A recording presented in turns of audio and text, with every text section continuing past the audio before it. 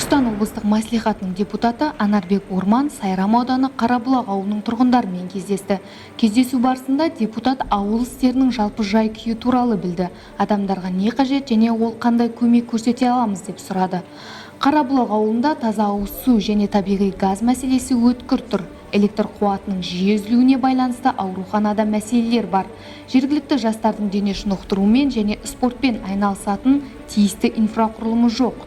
Анарбек Оңғарлы тұрғындарға стадионға жер телімі бөлінетін, жобалық сметалық құжаттама әзірленетінін хабарлады.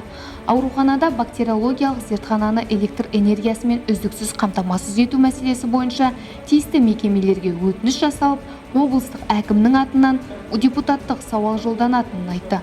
Қалған мәселелер бойынша да шаралар қабылданатын болады. 2021 жылдың өзінде алатын болсақ, Түркістан облысында 28 елді мекен сапалы ауыз сумен қамтамасыз етілді. 18 елді мекен газбен қамтылды. 500 километрге жуық жолдар жөнделді. Оның үстіне білім саласына, медицина саласына бөлінген қаржылар еселеп 2-3 есеге өсті. Бұны осының өзі салауатты өмірдің жақсартуына қол жеткізіп отыр. Бұны енді аманшылық болатын болса, 2023 жылдың 1 қаңтарынан шағын жерде орта бизнесі дамыту жөнінде көптеген мемлекеттік қолдау болып жатыр.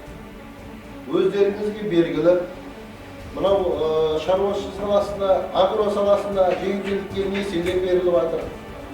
Мынау бизнес саласын дамытуға даму арнайы құрылған ұлттық қордан қаржы бөлініп жатыр. Осының бәрі қалайда болмасын елдің әл-ауқатын жақсарту жолында болады. Қарабұлақ ауылында өте еңбекқор адамдар тұрады. Шаруа қожалықтары мұнда жылына 2-3 дақылдан алады. Ауыл шаруашылығы саласында да үздіктердің бірі болып табылады.